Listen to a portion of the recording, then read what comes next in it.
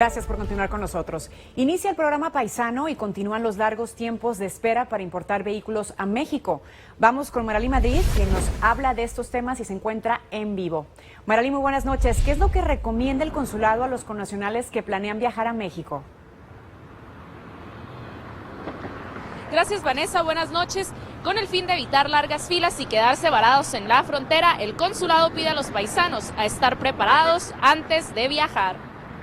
El programa Paisano en realidad es una preocupación del gobierno de México en coordinación con los gobiernos locales para que usted y su familia disfruten de una temporada decembrina feliz con sus familiares en México. La temporada de vacaciones decembrinas del programa Paisano dio inicio a partir del 1 de noviembre y miles de paisanos podrían verse varados por horas o tal vez días en la frontera, y esto debido a la lentitud de los trámites para la importación de vehículos en el cruce de Santa Teresa, lo cual afecta a todas las importaciones de autos, tanto comerciales como particulares.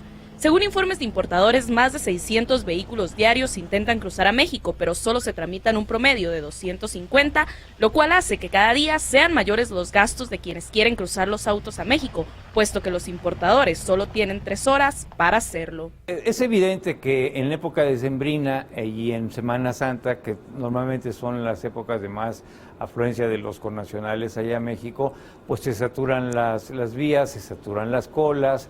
Entonces ahí lo que pedimos es un poco de paciencia.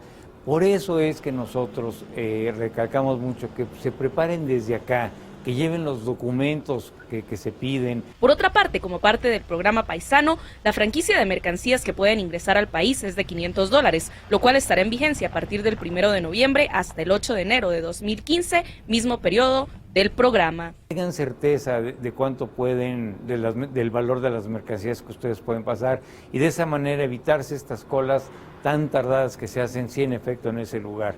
Los paisanos podrán pasar su equipaje y diversos artículos de uso personal, además de mercancía nueva o usada que no sobrepase los $500 de valor.